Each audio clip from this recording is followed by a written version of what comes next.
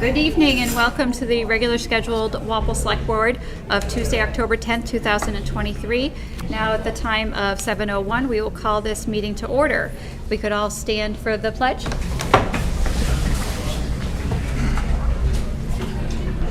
pledge Pledge allegiance to the flag of the United States of America and to the republic for which it stands, one nation, under God, indivisible, with liberty and justice for all.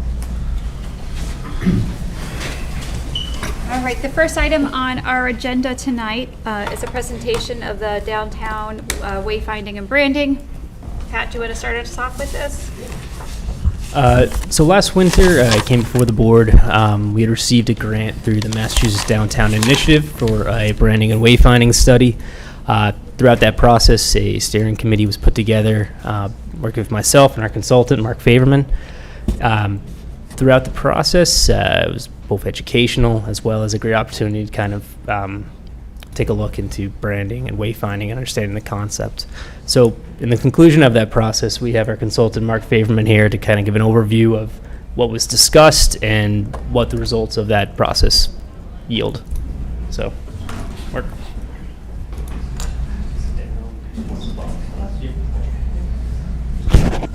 So good evening, everyone. I wanted to give you a little background about this grant program. It's been around for about 15 years, and the Commonwealth gives out, let's say, 10 or 12 grants in different areas to help downtown. Ours happens to be one that can expand out beyond the downtown. And I've been doing it with my firm for about 10 years. So I've done 30 or 40 communities. And I don't just say this to blow smoke, but this was one of the nicer communities to deal with. I have others and I have a list, but I'll share it with you privately. They're not as nice to deal with lately. So this is also a very competitive grant because this is one of the more popular things in the state to have done in a town, to give identity, to give personality, to give character to a community. So I'm going to start by just going through sort of our process. You can stop me at any time and ask a question. I'm happy to. This is it? Oh, okay. Now I know. So we asked, where is it geographically? Where is Walpole? How do we position that? And then the next question is, what is it? So we discussed that, and of course, the namesake. And then we looked at various aspects of the community and the nice downtown, there's historic buildings, certain monuments of different types, the history. Go back up. Mr. Byrd and what his family did in the Byrd Park, and the sort of beautiful fall foliage here, and the common, and the different types of housing and homes, and community events, and trails, and the interesting connection between outdoors and the community here. So we went through a process that we call ideation. And ideation is we asked the committee, and we had an advisory committee, which Selectman Glenn Maffei was there, and as well. So we would ask questions, so to get a word picture of what we were dealing with. So see, the words underneath are the ones that the committee came up with. And then we asked for 2 words to describe it. Some were more serious than others, as you can see.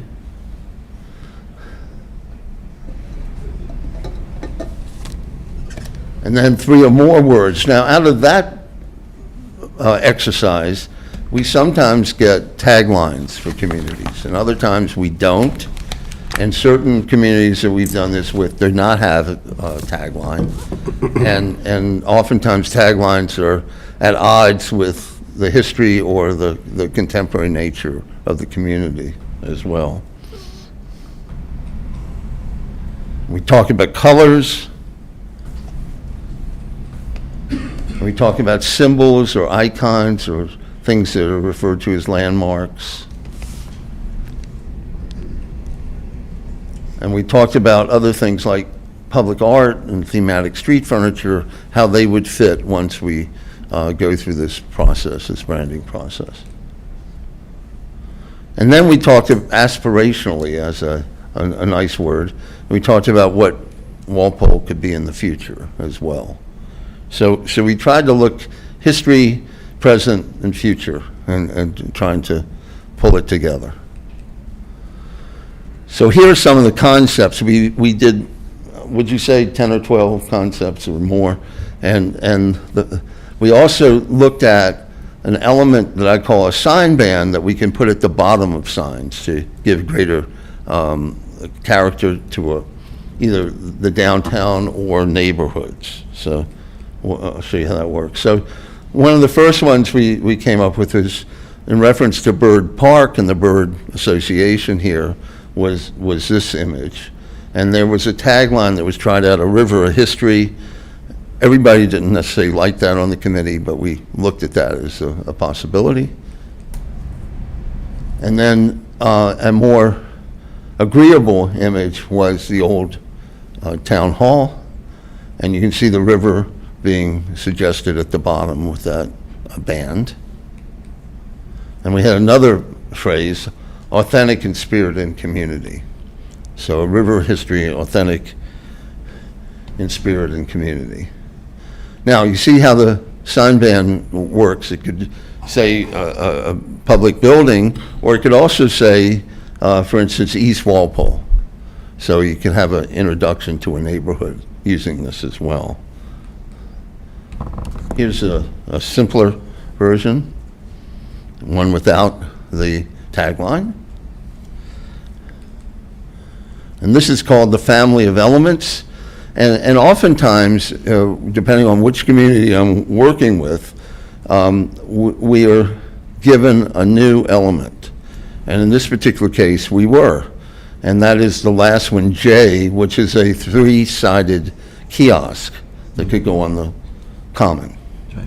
So all of these elements do not have to be implemented at once. Excuse me.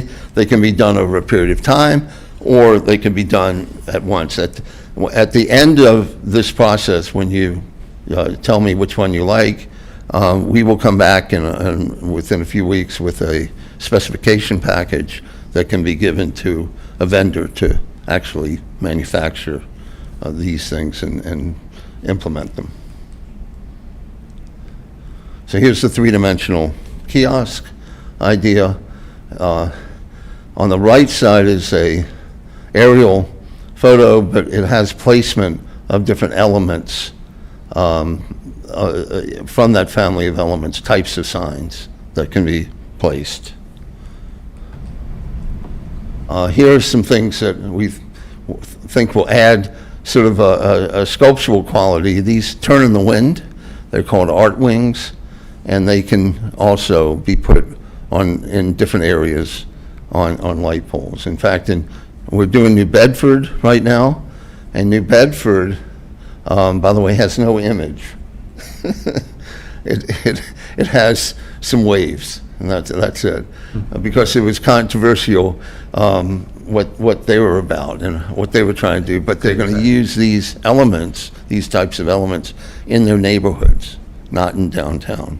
And also some benches that would relate strongly to whatever the image is. So you can see we did a rather thoughtful process over a period of, 8 months or so. So thank you. I'm happy to go back over these images and try to get some reaction. Well, thank you. Thank you for that presentation. It really, many options and things. I just wanted to open up the board. Glenn, do you want to provide any feedback? Yeah, with well, I being served on the member? committee, so I've already had my chance to give a lot of feedback over the past Yeah. 8 months. No, it was, but just kind of it more was a- explain the process. Yeah, it was a fun exercise, and I think it was worthwhile in that it's given us options moving forward for how we can sort of come up with a brand and a character and celebrate sort of the character we already have in Walpole, and sort of like have these three-sided sort of directional, talk about open space, and we can talk about the things in downtown and make it easier for people to get around, but also have that branding aspect. So it's great. It's a great project, and it gives us something to do moving forward. So, yeah. Anyone else have anything to add? I guess my question is how will we actually employ this? So when I think about wayfinding, I think about helping people get from where they are to some other place, someplace they want to go. And we've done some of that with parking, for example. Right. I'm struggling a little bit with making the connection between the branding and how that ties into wayfinding is that branding, are we trying to lead people to like Bird Park, for example, or like how should I think about the branding and how Well, it fits in? Here are the elements that we suggest. And if you look at F with its arms sticking out in different directions, that's how you would get to Bird Park from downtown, perhaps. It would start you there. And the other ones would, as I said, could be implemented at different times. There could be an intermediary one like I that would be some directional and be very simple and straightforward. The A and B are entrance to the town signs. They would welcome could be put on them, and this is where you know you're not in Norwood, for instance. So right now, I noticed coming down Route 1 today, there's a little sign that says Walpole in green, white letters, green, about that big. And you can miss it if there's a truck next to you. So the idea is to give a brand or something to look at that's different. And that's, now, in every case, we don't use the image. In some cases, we do. And the colors are consistent. So that's how the system works. So the three-sided kiosk makes some sense to me, because you could use it to say, if I'm looking for a restaurant, here are the restaurants. Yeah. If I'm looking for a pharmacy, here are the pharmacies. Yes. So it's that makes some sense to me if it was accompanied by a map that said, Well, that's just what like if you that went- is. Yeah, exactly. That is helpful to me. fine. Yeah. I'm not really getting the branding. Well, This it's as a different, mechanism it's for giving wayfinding. personality and character to Walpole. Yeah. It's differentiating it. It also reinforces a very positive image of the town. And historically, you have something that old-timers like me think of when we think of Walpole, so. Okay. So it's the colors. Oh, go ahead. I was just going to say, Yeah. I mean, so if you look at the parking directional signs that we already have some of these things around, but the colors aren't consistent with these color schemes necessarily, and you might not have the taglines, and now we're going to incorporate the taglines. So I think we're not necessarily going to replace the signs that we already have, we're just going forward, We're going to go forward, and if, as those age out, then you might replace them. Yeah. Yeah. I'm very practical in my approach to this. I Yeah. don't tell you to tear everything down. Yeah. These may replace certain signs that you have up that are not really strong They're not doing a at this job. point, too. Yeah. Well, one way that I've seen towns, and Jim, maybe to your point, is if you could go back to that slide that has all of the. Sure. So like Glenn had talked about uniformity, so there's parking signs. And so I guess the theory behind it, right, if I understand, and this is not my area of expertise, is that when you come into the town, maybe it's one of the main roads, you see, the sign A. And then as you go into the town, maybe you are looking for the town hall or the high school. or you're looking for parking. And so each one of those signs then, with the same colors and the same imagery, kind of functions as then another like clue to your brain that this is then an official place. This is the town hall. So when I've gone around other towns, it'll be like town hall, and it's a sign, you know, like B, and then the school or Bird Park or any of these other places people would go, you know, Blackburn Hall, some place that somebody coming into town would think that they would need to find. It's that same color scheme and imagery that then draws them to it. So there's a map component, which is very concrete, but then that is kind of the second level of it, if I'm explaining it in a reasonable I way. want to take you with me to the other towns. I don't know, I don't necessarily buy into it, but I think that's the idea, you know? And the other idea about the map will be behind plexi, so it'll be on paper, so you can generate one here, probably, you know, print it here in-house, and then change it if there are different changes in the makeup of downtown businesses. So it's future-oriented, this, and there are a number of communities that have implemented this type of thing, and this one doesn't look like any of them. So that's the other thing. We don't want it to look like another. I didn't like the town. I can't remember off the top of my head what it was, but I didn't like the image that they had, and it was white and maybe maroon, and I was like, well, that looks kind of awful. But then you drive by and their town hall has the same thing, so it Was that the connectivity. But Winchester? no, it wasn't Winchester. It was somewhere west. But in any event, Okay. I do like this imagery though, and this color scheme better. I think it goes together if we were to go this route. I think it provides a very cohesive classic look, and I think it would be, as you go through the town, exactly, that you're continually to see it and it's consistent across town. I appreciate your comment about the paper map, because I was wondering, often things change quickly, Yep. added, and so that's good to know that that would be easily updated and printable to Right. go behind the plexiglass. So with this grant, the funding is very competitive and got us to this point. What is left that can be spent, or where will we see It's funds spent. for? It's spent. the grants for our firm services. For the wayfinding? Yeah. So to start implementing it, the funds would have to be from another source? Right. Yes, I guess I'm just, so in order to kind of do this, you know, to look at this concept and do it right, I think you want to go through the process with Mark Faberman in terms of understanding why, what goes behind it, and then coming away obviously with an idea. Hearing certain imagery that was discussed, thought about, as well as what is the cost for these certain elements. So I also will supply Patrick with a list of vendors that are capable of doing this, and they're not end all. I mean, you could probably find others too. And we also have a specifications package, which you can send out to the vendors and then get costs back and what it would cost. And then you could figure out whether you have enough money to implement a lot of it at once or phase it. Some communities like Ipswich phased it over 3 years and got funding every year from the town meeting. Does anyone else have anything else that they would like to add this evening? I would just, so Glenn, were there any sites that were identified as, you would try to do in the first pass, or did you not even Downtown. sort of go down that I think path? downtown was where we wanted to start and branch out from. Does that sound right to you? Yeah. Yeah. So downtown, but Bird Park also. But no, I think downtown is where we want to start.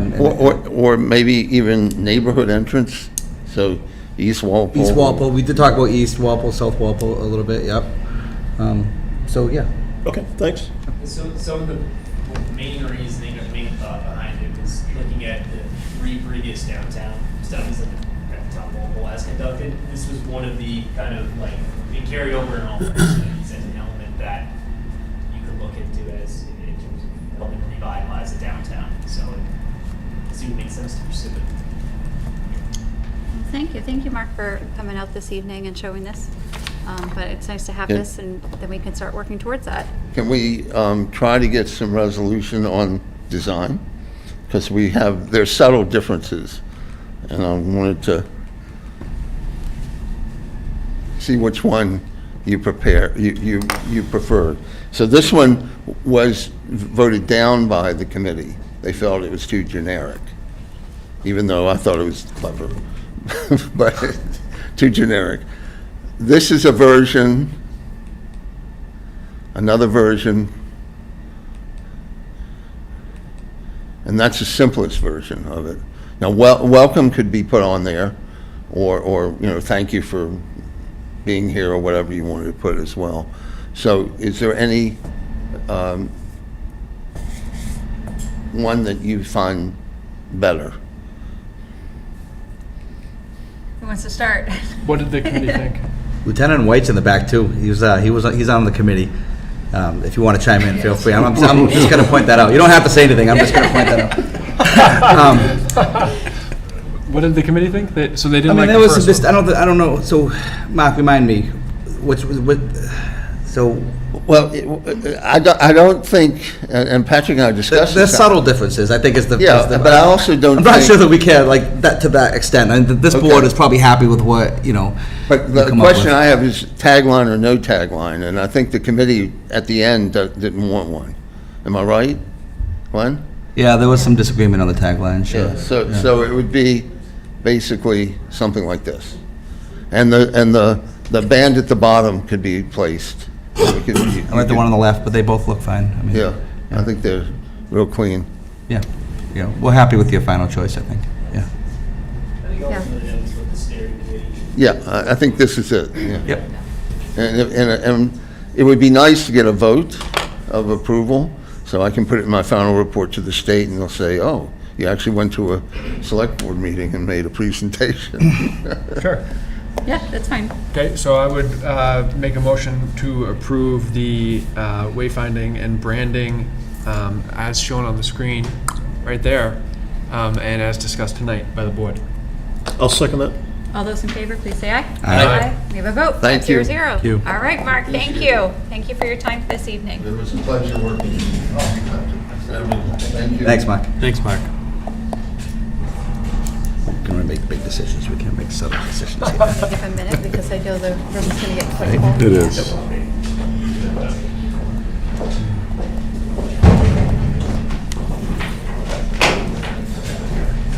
Oh, my goodness gracious. Thank you, Pat. Thanks, Patrick. Thanks, Matt. Good one. See you, Patrick.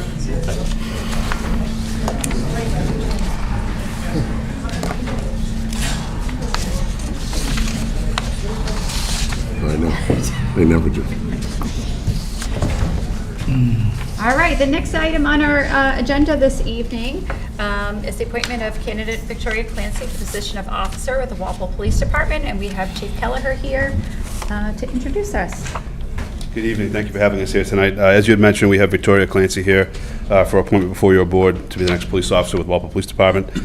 She's currently with the Boston Police Department, been there since 2021. She's assigned to the district that patrols the Jamaica Plain neighborhood of the city. She brings a tremendous amount of experience, law enforcement-wise, given the nature of the calls to service that she has responded to in her short career thus far. But what impressed us the most was when we interviewed with her demonstration and her real passion for community policing, which we obviously embrace here. It is a big part of what we do every single day. So that was really what made me feel like she was going to be a great fit for us. She grew up in Dorchester, still resides there as of right now. She's a 2018 graduate from Salem State University. She played soccer there for 4 years, and she also has a master's degree from that same school in criminal justice. She came highly recommended from all of her supervisors, colleagues, and friends that we spoke to during the background process. So after meeting with her, we do feel she's going to be a great fit for us, so I won't take up any more time without further ado. Sorry.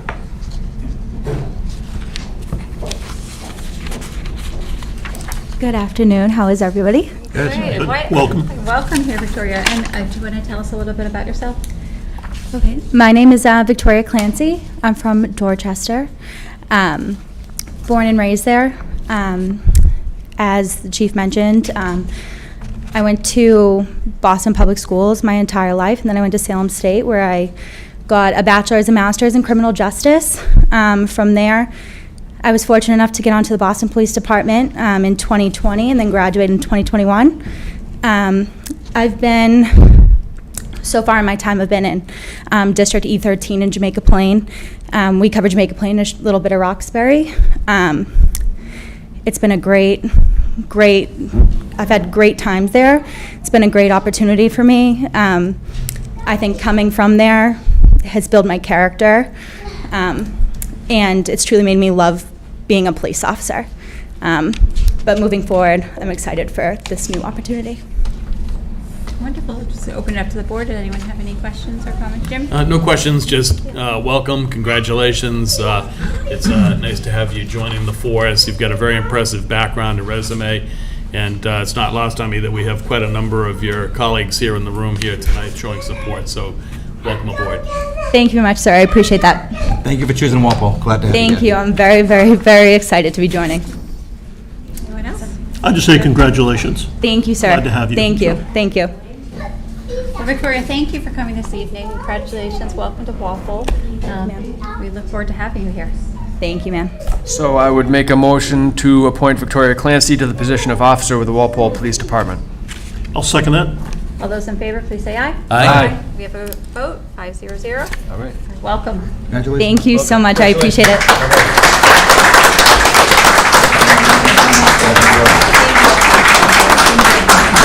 Thank you so much. Thank you, sir. Thank you. Congratulations. Thank you, sir. I appreciate it. Thank you.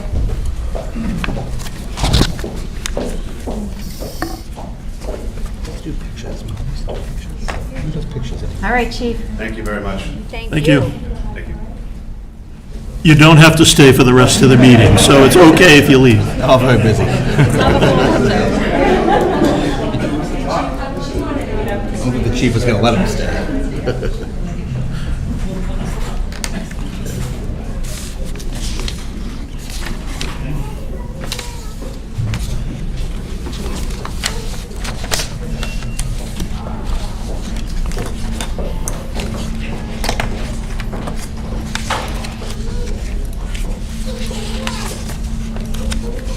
All right, the next item on our agenda for this evening is we have Judy Conroy here from... Oh, no! We love it. No problem at all.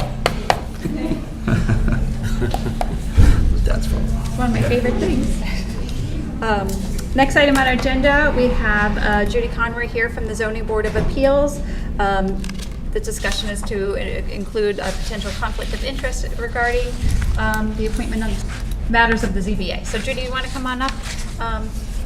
The last time I think you filed the 268-23B exemption request was back in 2021. So we did request that you come back at this time as now a permanent member of the ZBA and contact the State Ethics Commission, and just to ensure that when we are appointing someone, that we hope that they are, there's transparency, that there's no conflict of interest, and that kind of just overall discussion, I think, is what we want to have tonight. So I'm going to give you the opportunity to speak. If there's anything you would like to add? When I was appointed to the board, I went to ethics in October 21 and discussed my position with an applicant that has cases before us, and I was advised to file the Form 268-23B3. I did that, and everything seemed fine. That was the advice of the ethics at the time, and I believe several meetings ago there was a question raised via an email that was distributed to members of Town Hall about my particular participation in two cases. I did contact ethics. They said, as long as I had filed that original filing, that I didn't have to continue to file. So that's where I went. And here I am. All right. Well, I mean, I think things that may have changed. Some different cases come your way. And again, we're really fair, impartial, objective. We also had the chair of the ZBA kind of bring that forward too. So John, if Lee is also here this evening, if you want to speak to any of this, please come on up as well. I know there's members of the board that would also like to speak. And just as the appointing authority, it's under our jurisdiction for these appointments and just follow through. And I do feel like things have maybe slightly changed, and we just want to have an open dialogue and have full transparency. So I'll open it up. I guess I have to ask the chair, what has changed? I am a full member now, so I Right. I did file. I'll be honest with you, I'll answer that question. We did receive an inquiry from the chair that you're aware of, from the chair of the ZBA. That's what triggered it. Okay. It came to the board's attention, and that's what triggered it. And 2 years ago, you were an associate member, you're now a permanent member, and so concerns were brought forward. So I think it is really for us to do our due diligence as the appointing authority, to just have an open dialogue about it, and let you know what we're thinking about it, and also hear your point of view on it. Okay. I'm going to open it to the board. Jim? I'll start. Yeah. So Judy, you and I have had a couple of conversations recently about this, and I'll reiterate some of the things that you and I talked about. So the letter that came to us from the chair of your board, as Jim said, triggered the question. And as you and I have discussed, it's important, and I know you know this, but it's important to not have an appearance of a conflict of interest or an actual conflict. We also know that it's up to the individual, meaning you, to determine what constitutes a conflict of interest. And I think the State Ethics Commission would agree with that.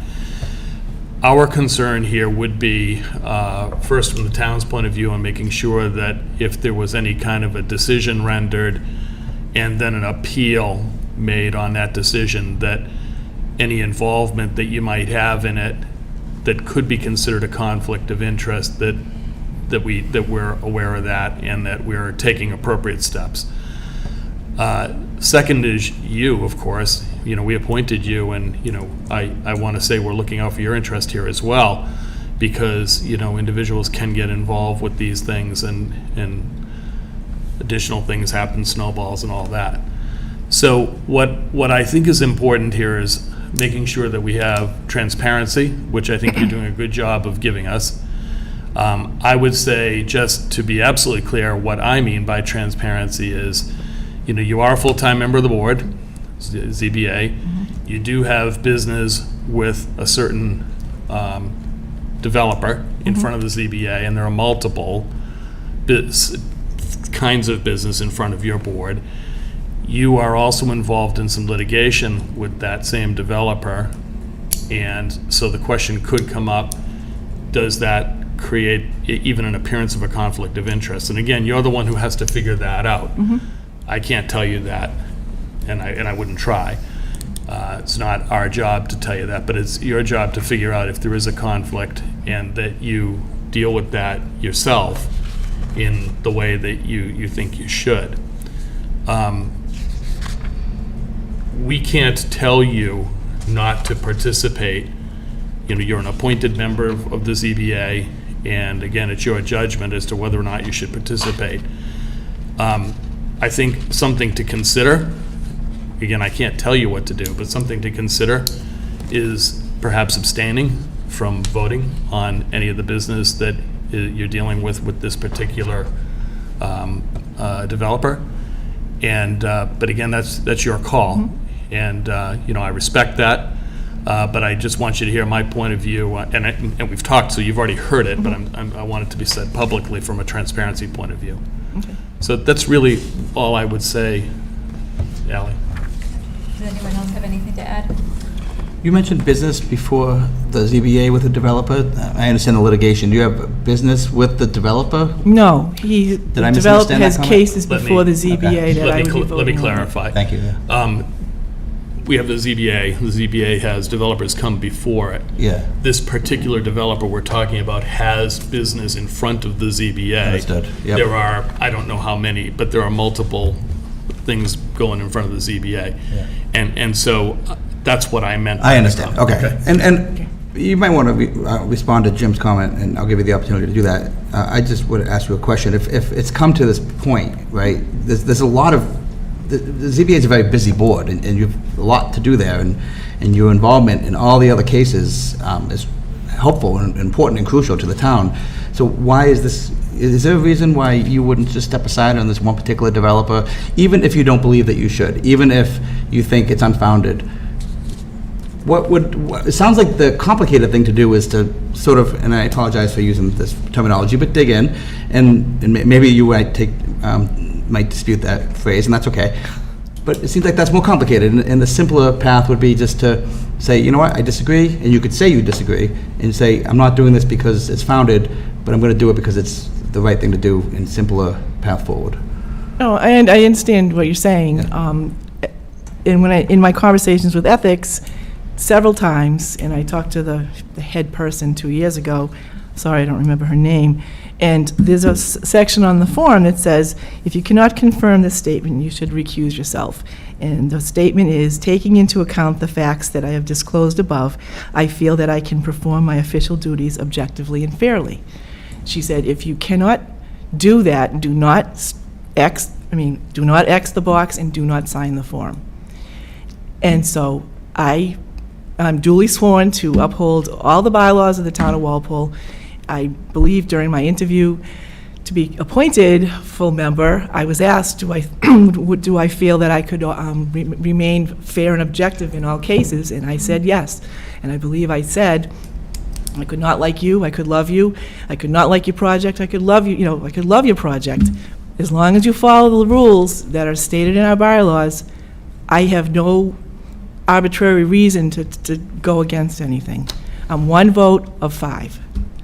That's all. Sorry, and then just as a quick, thank you, and as a quick follow-up, what's the practical impact if you were to decide to step aside? We have associate members who would step in your stead, right? There would be no sort of, hiccup to the flow of the cases, right? The cases will continue to be voted on. You wouldn't be one of the 5 votes, somebody else would be, but you would be one of the 5 votes in every other case except for those involving this developer. Is what I said accurate? And there is an associate member. Yeah, we have associate members. Ready to yes. step in. Yep. Okay. I just wanted to clarify that point. Yeah. I would say that Jim O'Neill put it very succinctly. I would say that I would agree with everything that he said. And I would only highlight that, the credibility of all of the boards in town is paramount, right? And we just talked about you taking the oath and going through all the ethics training that's required of all of us. And that credibility is something that can take years to build up and can take a matter of minutes to slip away. And so that is the only point that I would make here, is that it's credibility is very hard won, and we want to make sure that we do the best we can to retain that. And I'm not going to pass judgment one way or the other on this situation. I don't think that's for us to do as a board, frankly. I don't think that's fair to us or fair to you to ask us to make those sorts of judgments. But I think that point bears repeating, and I would. That's all I have to say about it. Sure. I agree with Jim's perspective. I thought he summed it up pretty well. And I think the issue is there a conflict of interest versus does it appear there could be a conflict of interest? And it's something that, we on this board also face when something's happening. Do we have a conflict of interest? And a couple of times I would answer the question as, no, I don't have a conflict of interest. But would it appear that I may have a conflict of interest? And if the needle swung enough in that direction, I would abstain. Not because I had a conflict of interest, but because I felt people could perceive me as having a conflict of interest. So that's what I would ask you to take a look at. It's completely your decision. I understand.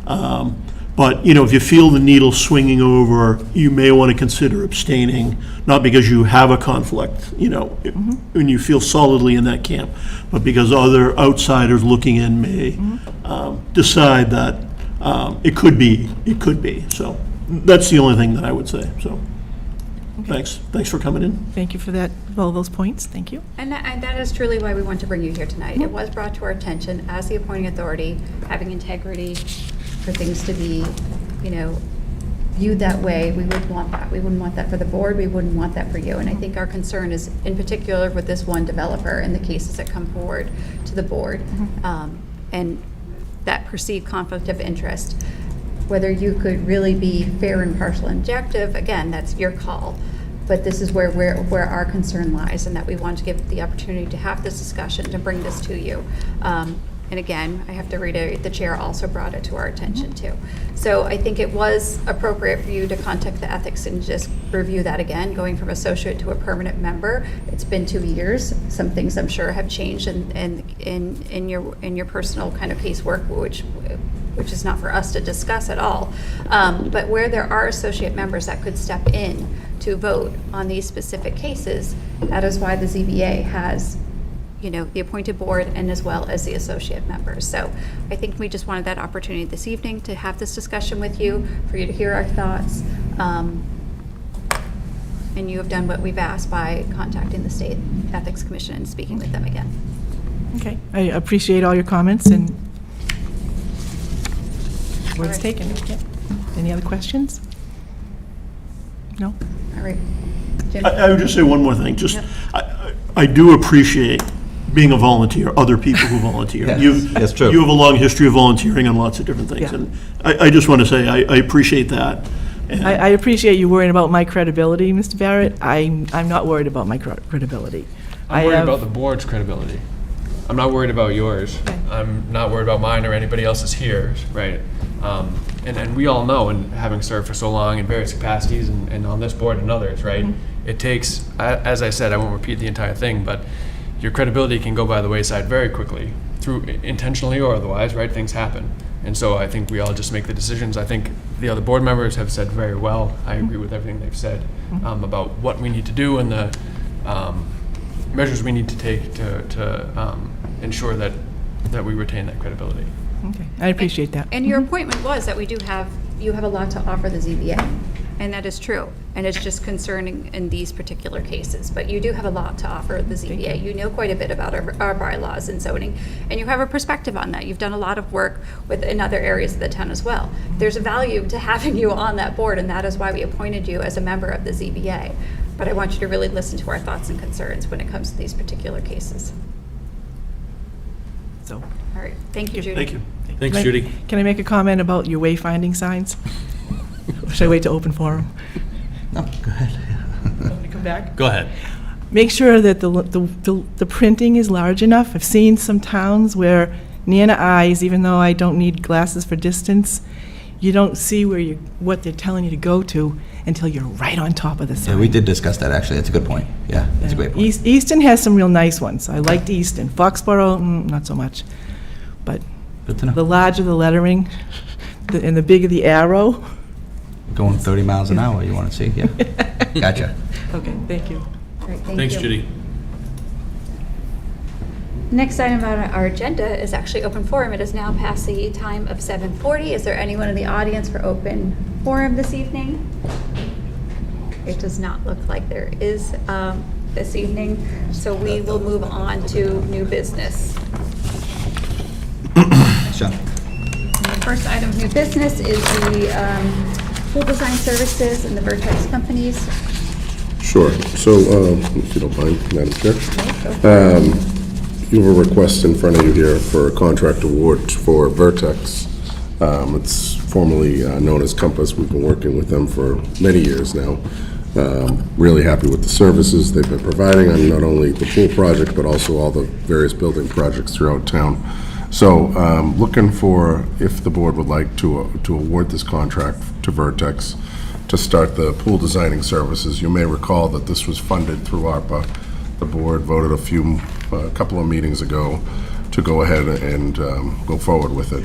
I'm also looking for some guidance and direction from the select board here as to whether you'd like us to focus in on option 1 or option 2. Option 1 is the 2 separate pools. Option 2 is the 1 consolidated pool. We've included some pictures here at the center. And I'll take any questions you may have. And again, wanted to put this in front of you because the contract award is pretty high, just around $400,000 on this. So, questions? I asked Brendan and Patrick to join us if they have anything to add to during the discussion. Would anyone like to open up on this discussion, Glenn? Yeah, when I saw this on the agenda, it actually struck me as it feels like we're moving really fast with the pools. And, we had the consultant come in and explain to us that, and we all agree, there's really no disputing that the pools are in need of either repair or replacement, right, big time. And we all agree with that, right? But we had that conversation sort of in a vacuum, in my opinion. It was, let's just hire a consultant, only talk about the pools. Pools are bad, need to replace them, let's do it. And we all agree, let's do it. But we also have other conversations about high school renovations, really bad, need to renovate the high school, let's do it. Station 2, we were interviewing the firefighters last week, and the last question I asked the candidates was, you were in the meeting with me, what's on your wish list? What does your department really need? They mentioned Station 2 in East Walpole. They would like to have that replaced. I said, absolutely, we all want to replace Station 2, but it costs $12 million, right? So we have these, and I could go down the list of capital projects from roads and bridges all across town, right? We're not the select board of pools or the select board of schools, or I'm not Dr. Seuss, right? We're the select board of the whole town, right? We need to sort of prioritize, and I feel like the thing that struck me was that we're moving kind of fast on just the pools without having that bigger, broader conversation. And I'm not saying don't do the pools. I'm just saying let's have that priority list. Let's talk about these other big time capital items that are coming down the pipeline, and have sort of an order of how, if we can do them all at once, let's do them all at once. But if we can't, we should, in my opinion, really prioritize. And I'm not certain that pools is at the top of the list. I'm not certain that it's not, but I just want to make sure we have that conversation. So I just want to make that comment before we sort of spend $400,000 on designing and then sort of starting that snowball down the mountain that's going to lead toward $7 million pools. So that's not directed at anybody in particular, it's just a comment to the board. And I would appreciate anybody's feedback on that, Anyone else want if to anybody has any. So what's the time frame for ARPA funds? Just, can you remind me on You that? have to have it committed by the end of 2024 and spent by the end of 2026. Okay. So Glenn and I spoke, I think it was on Friday, and you think you asked me, why is this on the agenda? And I Said explained, that's your I reminded you, I need to know what you want to do. We have a proposal here. I understand there's a lot coming down at once. We have town meeting next week. We have a lot that we're considering for capital. The following week, we have the big tri-county vote that'll provide us with some direction as to what I really need to focus on long-term as far as how are we going to make this $1.1 million work within the next 2, 3, 4 years in addition to everything else we have on here. The three big things that come to mind is the high school, these pools, and like Glenn mentioned, the East Walpole Fire Station, Station 2, whatever you want to call it. What are we going to do long-term with that? In addition to, now fire engines cost $1.5 million, $1.2 million. So there's a lot of things that we need to, I understand. Oh, and Tri-County, which I guess is, we're voting on in 3 weeks, right? Yeah. So, I'm sorry to just jump in there, but this is maybe a smaller question, but could we shift gears almost and put some of that, because I know the pools are in need of, we don't want to just shut them down, right? We want to keep using them. Could we put some of that $400,000 and shift it toward fixing the pools to get us another several years of life out of them? What we did, it was about $600,000 we appropriated as part of ARPA a few meetings ago. That was for design and construction services. We also have an additional $200,000 in capital that's being considered next week by town meeting. That's, again, kind of broad, design and construction services. The initial thought there was, after meeting with Don Anderson, Rick Mattson, and a few of the other DPW department heads, we can put a Band-Aid on the South Walpole pool. They did a good job patching it this summer. They figured out a problem. It was a drainage problem coming from the filter. The folks in DPW talked to me and they said, I think we can fix it the way we fixed the center pool 10 or 15 years ago under Bob Heavey. We literally ripped up all the pads. Don's working on something with a local plumber too, to see if we could do something similar for, the worst pool was the South Walpole pool, where we were losing the most amount of water. So it looks like we're going forward with at least that $200,000. That was my thoughts. Let's put a Band-Aid on South Walpole.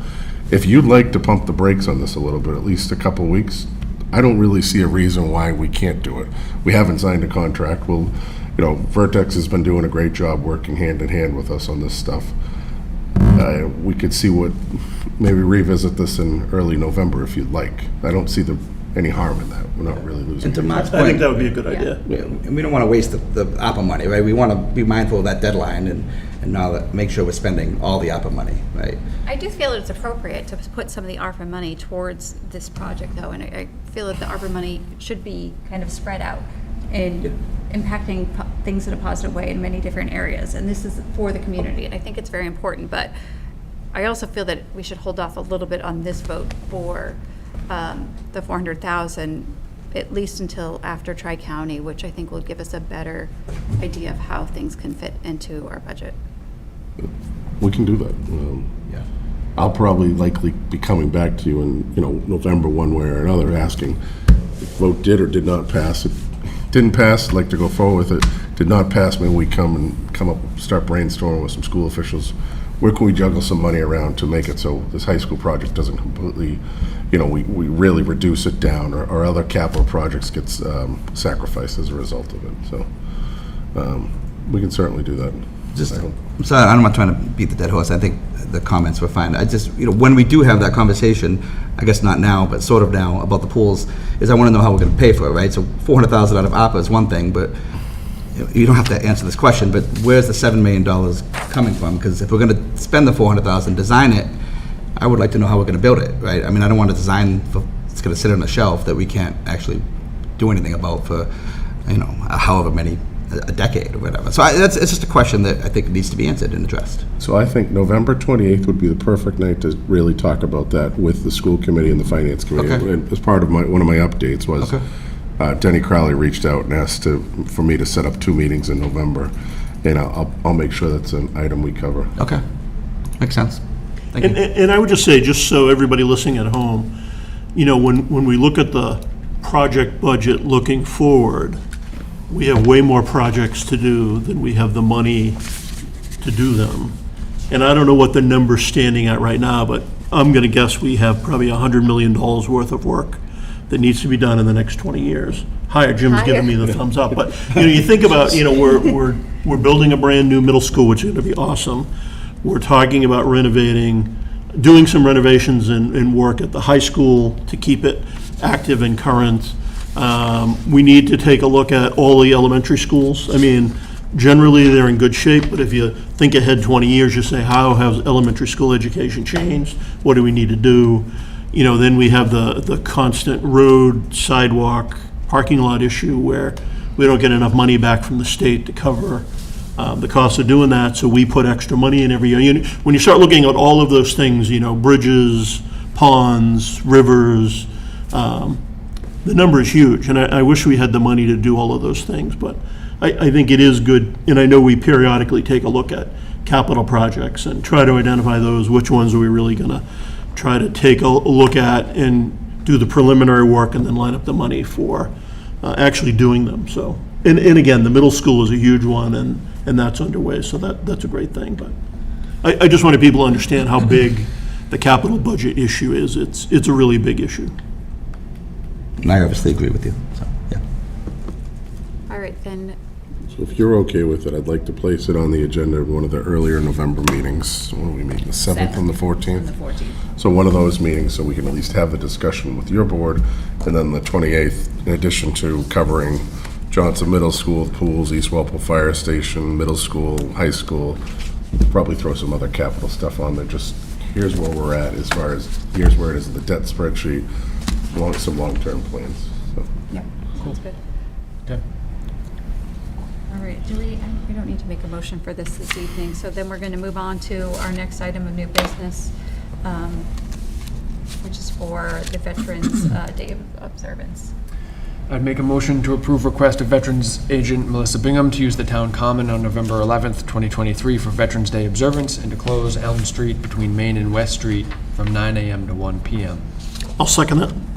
All those in favor, please say aye. Aye. We have a vote, 5-0-0. I'd just like to say what a great job Melissa's doing. She's really blended in well, not only here in Walpole, but every time I see the Medfield Town administrator, she goes out of her way to tell me what a great hire she was. So I think Carrie over in the COA and all the veterans over there really appreciate the great work she's doing. All her weekly updates, you can tell that she is Yeah. very busy and doing great things. And I look forward to the second I think last year was the first time she had planned it. Yeah. So I look forward to attending this time around.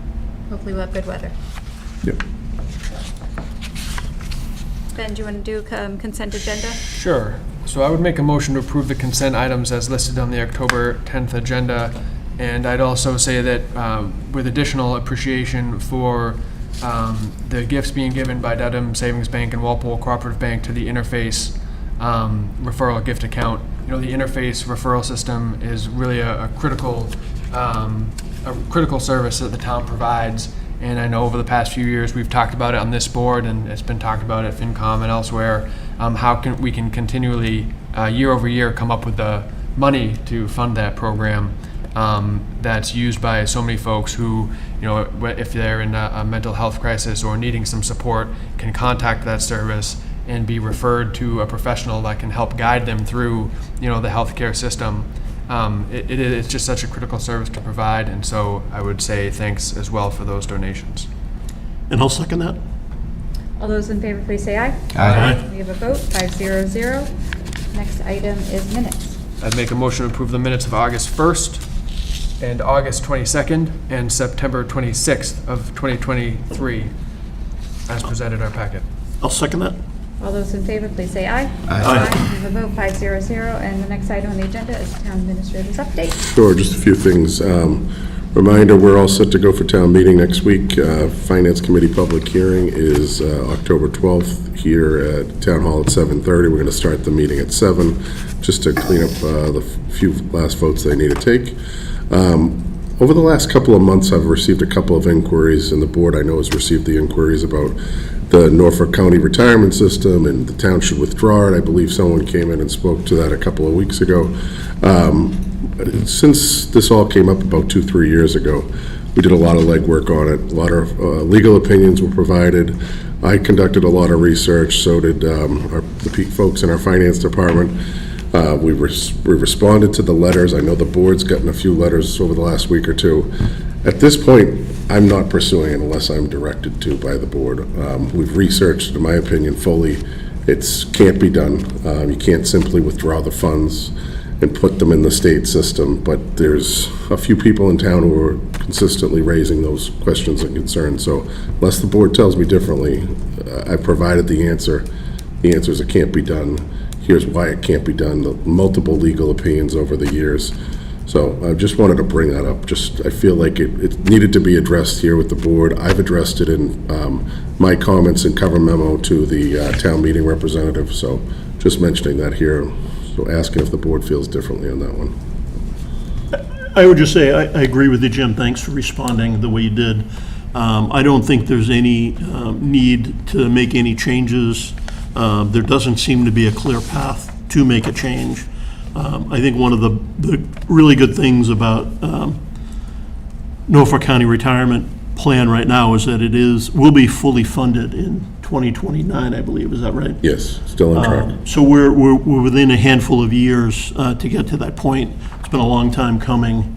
And, you know, I think we're in a good spot with the retirement program. So that's my view, so. Good, thank you. Just a few joint meetings with the Finance Committee that I mentioned. On Thursday, November 16th at 7 p.m., Chief Barry, Chief Kelleher, DPW Mattson are likely going to come in and discuss some of their upcoming needs and expectations as we begin the FY25 budget process. Denny started this last year as his first year as a chair on that committee. I think it went really well, helped streamline the process for the spring. Like to see if the board can make it there that night, and if you so, we'll go ahead and post a meeting. And another meeting similar to that on Tuesday, November 28th at 7 p.m. Again, that's one of your off nights, and we tried to schedule it after Thanksgiving, but I'm expecting that we'll possibly talk about the Tri-County, if necessary, that vote, the new middle school, high school, as I mentioned, some of the pools, East Walpole Fire, Johnson Middle School, and basically kind of where we're at going into FY25 as we start to develop the budget. So I think that'll be a good meeting. Just two more good things. We received notification that we received a $65,000 zoning grant rewrite from the state as part of their Housing Choice Grant Program. Patrick Duchesne has done a really great job taking over in that position over the last few years, and I want to recognize him. He's always trying to seek out and leverage the town to get some grant opportunities, and that request came before the Capital Budget Committee for $65,000 earlier this fall. so there won't be a need there, which will be great. That was, and Landis has done a great job. She recently received a $300,000 grant for stormwater infrastructure improvements at Jarvis, the DPW yard, and at Town Hall here. So both Landis and Patrick, kudos to them. Appreciate the work they're putting in. Absolutely. That's How much it. was that stormwater? 300,000. Wow, that's Yeah. great. Yeah. A quick question about Route 1A. Yes. Do they still feel like they're on track to be paving in November? There is an update either tomorrow morning or Thursday morning at 8 o'clock. The answer a few weeks ago was yes. I'll know more later on. You can let us know at the next Yeah. meeting, but yeah, I'm just curious. It would be really helpful if they could get a final coat down on that road. That is their game Before plan. winter They're hits, pushing so- for that. Okay. Yeah. All right, is there any other questions, Jim? I don't have a question, but I would like to just make a comment that my wife and I were down at the South Walpole Senior Center today. We're signing up for Medicare.